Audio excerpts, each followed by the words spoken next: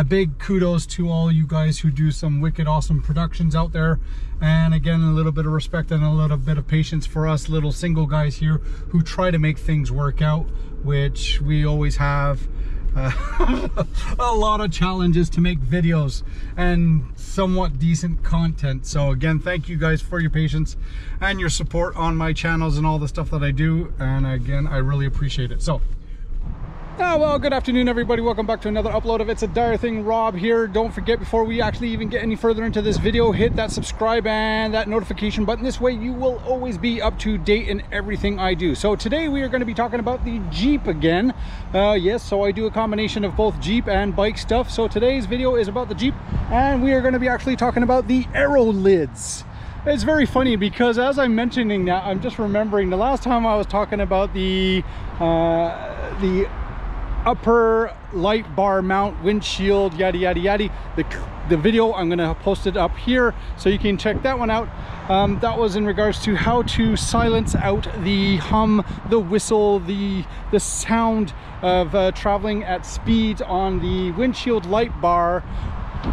But one thing I did fail to mention, and it was a modification, and it worked absolutely fantastic, but the one thing I did fail to mention is that it was for the hard top. So now that summer's here, we've got the soft top, and as soon as I swapped out my two tops and started to drive down the highway, oh my god, was it ever horrible. But this is the fix.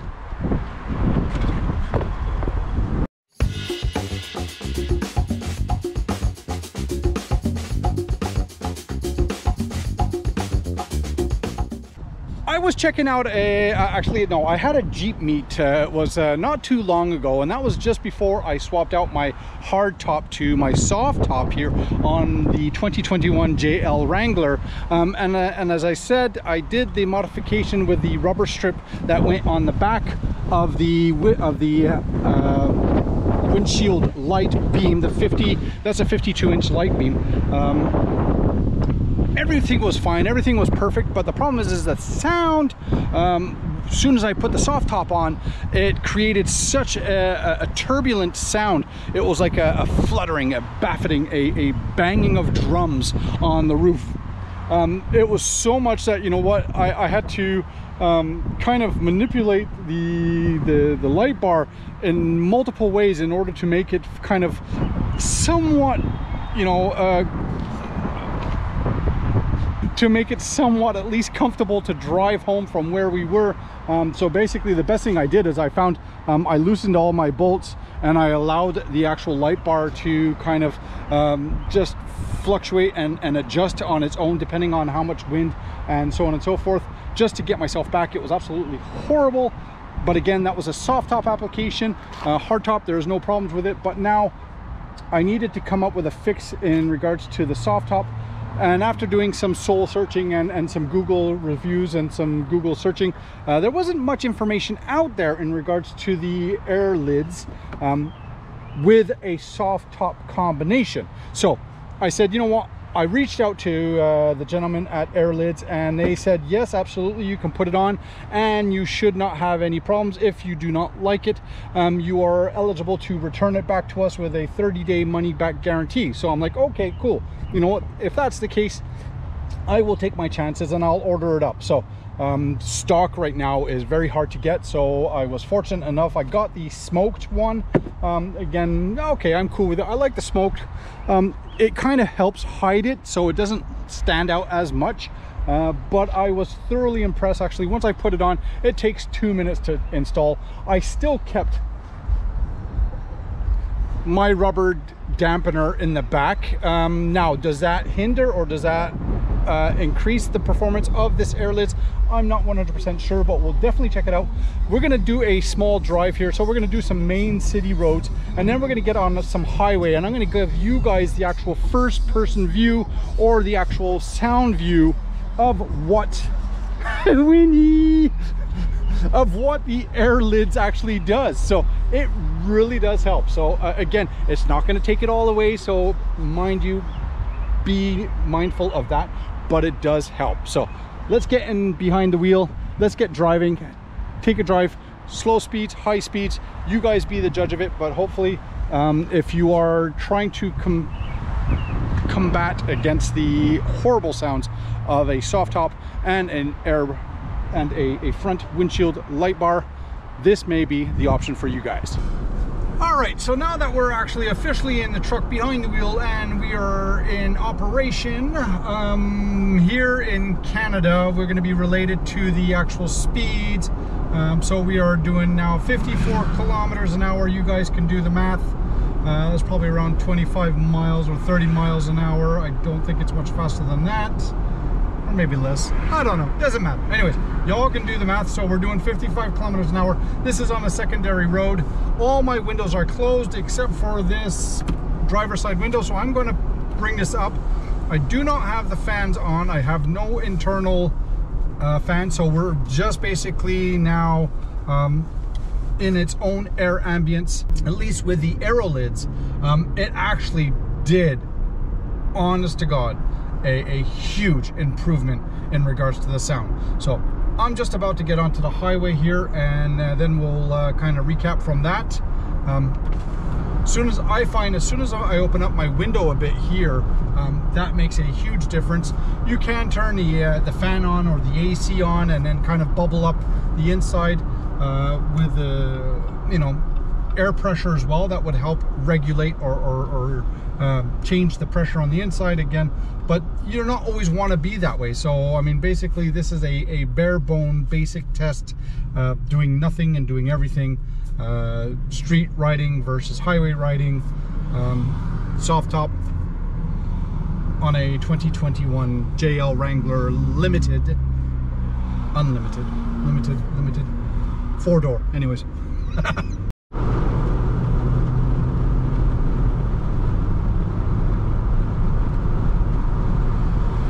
All right, we're just getting up to 80 kilometers an hour, so it's got to be around 50 miles an hour, up to 90. I'll put my window up, and again, you can hear a little bit of noise. I'm at 100 kilometers an hour, so that's at 60 miles an hour. Again, mind you, a Jeep is not a quiet vehicle anyways, right? But listen, it's actually really not that bad. I mean, it is actually very tolerable in regards to driving around with a soft top and a wind buffeting device like the Aerolidz on a windshield 52-inch light pod. Now, if I bring the actual light pod down a little bit and angle it, I haven't spent much time in regards to finding the sweet spot. Right now, I've got it set where if I turn my light on, I'm casting a light as far as possible, which, you know, not necessarily is the best alternative direction, right, or angle. If I angle it down a little bit, you'll actually see it even makes it even more quiet.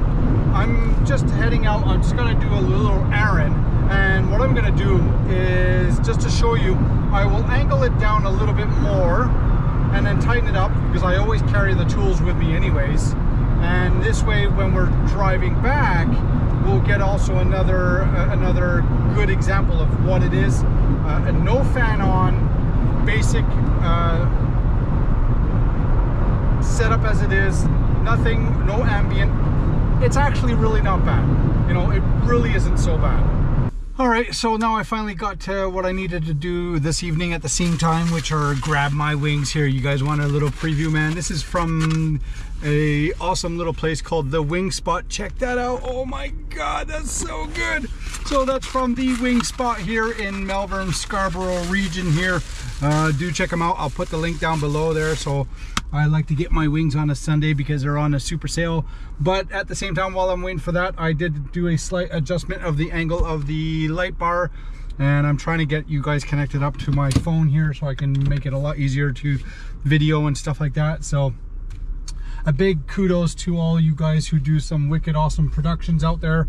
And again, a little bit of respect and a little bit of patience for us little single guys here who try to make things work out, which we always have. a lot of challenges to make videos and somewhat decent content. So again, thank you guys for your patience and your support on my channels and all the stuff that I do, and again, I really appreciate it. So we've now adjusted the angle ever so slightly, and we're going to get back on the highway here, and hopefully that few degrees a little bit down will make a big difference. That's something that you will actually have to kind of take your time once you get your light bar on, and once you put the Aerolids on, is you're gonna have to take your time and kind of get it all set up. There's the height adjustment and then your angle adjustment, right? Again, I'm running with that rubber strip on behind, where normally light bars do not have that. So could that also play an effect to it? Yes. By how much, I don't know. I'm not going to go crazy over it. But as you've seen just previously, again, before any adjustments were done, the sound was really tolerable. It was actually acceptable. It is a Jeep, mind you, so it is loud. I find that there's a little bit more ambient noise than there is wind noise. My main focus was to stop the buffeting of the soft top. You know, it wasn't necessarily about the noise. It was more about the possibilities of damaging the actual soft top. I mean, it's only a thread, and it's only stitched onto the carrier or the frame, if you want to call it that. It really wouldn't take that much before you start getting into some severe damage. Again, the GoPro here, it's set at normal sound. I am speaking at a normal tone. Don't have any air on, don't have anything going on here, so we're basically an ambient interior uncontrolled environment, I guess, and it's really on the outside. So regular city driving already makes a huge difference with it, without it. Like if I didn't have it on and I was traveling at 60 kilometers an hour around, you know, 35 miles, it was already buffeting.